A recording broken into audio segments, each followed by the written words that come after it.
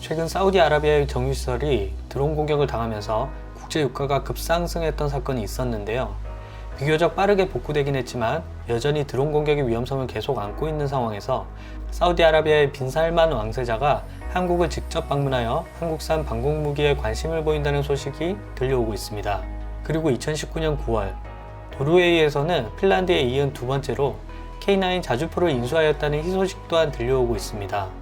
해외 많은 나라들이 관심을 보이는 한국산 명품 무기. 오늘은 이 무기들에 대해 한번 알아보겠습니다.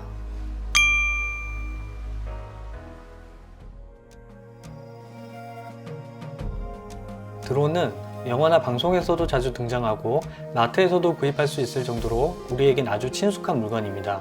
영상 촬영이나 사진 촬영, 심지어 물건까지 배달하는 드론도 있는데요. 여러 방면으로 사용이 가능한 아주 유용한 기계이지만 최근 사우디아라비아에서 드론에 폭발물을 실어 정유시설에 테러를 가한 사건이 발생하였습니다. 기존 미사일이나 재래식 무기와는 다른 형태의 테러 방식이라 더욱 충격이 컸습니다.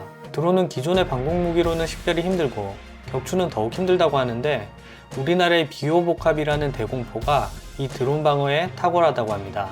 사실 이 비호복합은 개발 완료 후에는 찬밥 신세인 안타까운 사연이 있던 무기입니다. 북한은 저공수송기인 AN-2라는 독특한 비행기를 운용 중인데요. 이 비행기는 비록 속도가 느리지만 소음이 매우 적으며 낮은 높이에서도 날 수 있고 레이더에도 잘 탐지되지 않는 점이 특징입니다. 이를 탐지하고 격추하기 위해 국방부에서 개발한 차량이 바로 BOK-30입니다. 미사일은 한 대당 가격이 천문학적이기 때문에 비교적 유지비가 저렴한 대공포를 장착했으며 고정식 레이더는 낮은 높이의 비행체를 탐지하기 힘들어 자체적으로 차량에 레이더를 탑재하였습니다. 또한 BO의 짧은 사거리를 보강하기 위해 레이더 성능을 업그레이드하고 휴대용 지대공 미사일인 신궁을 추가로 탑재한 BO 복합 모델로 개량을 성공했는데 막상 개발을 하고 보니 개발 비용도 만만치 않고 고고도 미사일인 사드에 관심이 집중되어 생산 물량도 축소되는 굴욕을 겪을 수밖에 없었습니다.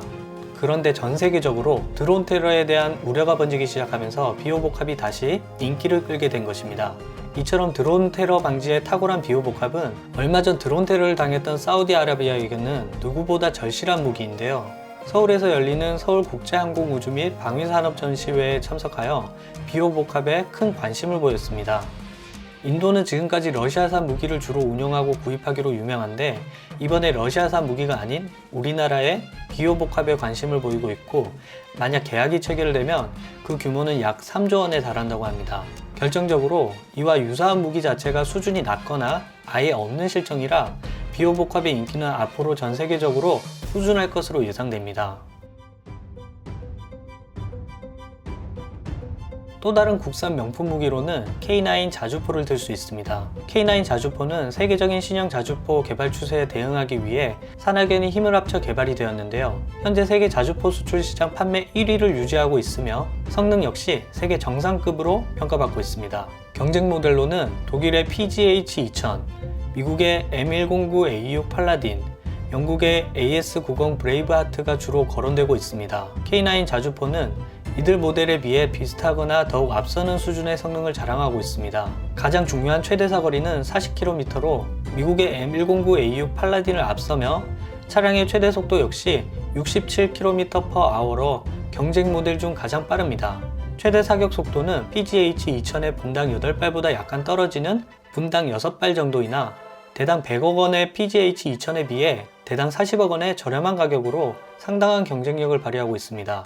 이를 증명하듯 터키에서는 K9 자주포를 기술 이전 조건으로 약 1조 2천억 원에 구매하여 터키 실적에 맞게 개조한 T155를 운용하고 있습니다. 인도에서는 한국 생산품 수출과 현지 라이센스 생산을 병행하여 3,700억 원의 수출 계약을 체결한 바 있습니다. 폴란드에서도 포탑을 제외하고 차체 부분만 수입하여 자체적으로 개발한 포탑을 장착하여 운용 중입니다. 그 외에도 핀란드, 에스토니아에서도 구매하였으며 최근 노르웨이에서는 K9 자주포에 자동으로 탄약을 공급하는 K10 탄약 공급 장갑차까지 함께 수출하여 한국산 무기의 우수성을 더욱 빛내고 있습니다. 최근에는 영국의 방산 전시회에도 참가하여 세대 교체가 필요한 영국의 자주포 시장을 공략하는데 박차를 가할 것으로 예상이 됩니다. 하나 디펜스는 여기에 멈추지 않고 K9A1이라는 개량품의 개발까지 완료하여 올 4월 출하를 시작하였습니다. K9A1은 기존 K9 대비 자동 사격 통제 장치, 위치 확인 장치의 성능을 개량하여 더욱 신속하고 정확한 사격을 할 수 있게 되었으며, 조종수 야간 장망경을 개선하여 야간 작전 능력을 향상시켰고, 보조 동력 장치를 추가로 설치하여 주 동력 장치의 수명을 연장시켜 유지 비용을 줄인 것이 주요 특징입니다. 향후 K9A2 버전에서는 무인 포탄 및 자동 장전화, 사거리 연장 및 사격 속도 증가까지 진행하여 미국이 개발을 진행하다 포기한 크루세이더급 업그레이드가 예고되어 있습니다. 만약 K9A2가 정상적으로 개발에 성공한다면 그 누구도 반박할 수 없는 세계 최고 성능의 자주포가 될 것입니다. 비록 전세계 유일한 분단 국가라는 아픔을 간직하고 있지만, 이를 딛고 전세계 최고 성능의 무기를 판매하는 방산 기업을 보유한 국가로 거듭나기를 기원합니다.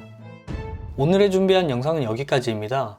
봉수뉴스에서는 한국 기업의 해외 선정과 최신 IT 뉴스를 쉽고 재밌게 전달하고 있습니다. 구독과 좋아요 부탁드립니다. 감사합니다.